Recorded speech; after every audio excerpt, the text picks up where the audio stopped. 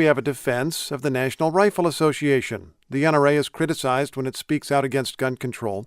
Last week, it was also criticized for a muted response to Philando Castile. He was a black man, a licensed gun owner, shot by a police officer in Minnesota.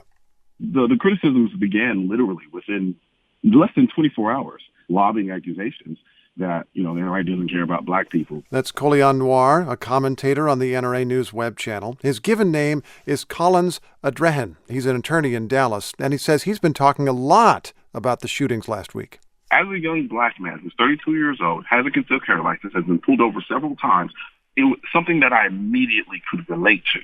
I'm not naive as to deny what some people's experience in this country is considering their race. So for me, it hit home because I was like, that could have easily been me. What precautions do you take to make sure you don't end up in an awkward situation? I have to be more cognizant of my surroundings. If I'm out somewhere, let's say I'm in a place where there may be a fight going on, and I have nothing to do with the fight, I need to remove myself from that place immediately. So it's a kind of heightened state of awareness that tends to happen when you start to carry a firearm. And it's a responsibility that I take a lot of pride in.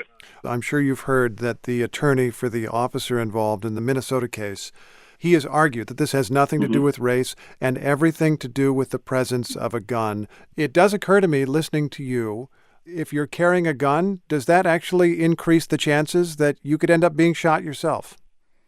I can't speak to that because every situation and circumstance is different. I was pulled over 2 weeks ago, almost under the exact same conditions, except I was speeding. I immediately handed him my concealed carry license and my ID along with my registration, and he asked me, where's the firearm? I told him one in the trunk, one on my side, and one in my bag. And he was like, okay, good to know. And that was that. So we've got to understand that a lot of these situations are very individualized. Sometimes the X factor may be the cop may be just a bad cop. No matter what you do, you're going to be in a bad situation. Or you have a cop who's a good cop or impartial cop. Whatever the case may be, you may have a subject who got pulled over who is acting abrasive, who's putting himself in a position to escalate the tensions in the situation. What did you think when you learned about the shootings on Thursday night in Dallas? It crushed me the same way it crushed me when I saw the video of Philando, because one of my best friends is a cop, and he looks just like me. He's my age. So I have an ability to kind of empathize both ways with respect to officers and people of the community. It raises an interesting argument about gun laws because one NRA defense of gun ownership, as you know, is that when there is a shooter, when there's a crowd of people, NRA supporters have argued many times if people in that crowd had guns, they would save lives.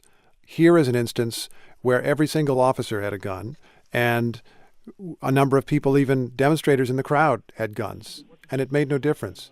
What does that do to the NRA's classic argument? It does nothing. It does nothing.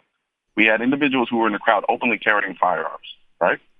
If those individuals had taken off their gun the moment the shooting started and started firing off randomly because nobody knew where the shots were coming from, then what would be the talking points? Oh, I would agree with you. Firing randomly into a crowd is a terrible idea. Absolutely.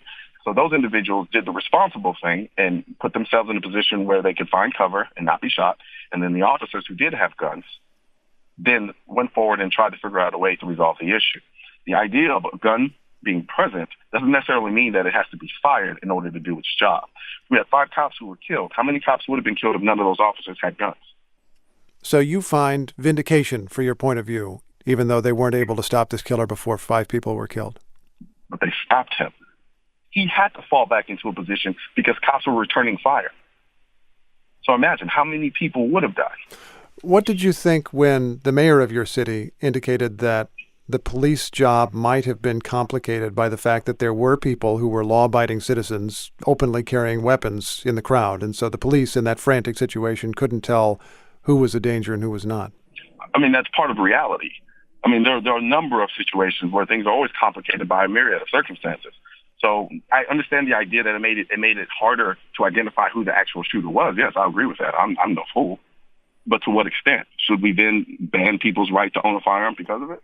Well, Colion Noir, thank you very much for taking the time. Absolutely. Thank you. He's with the NRA News web channel.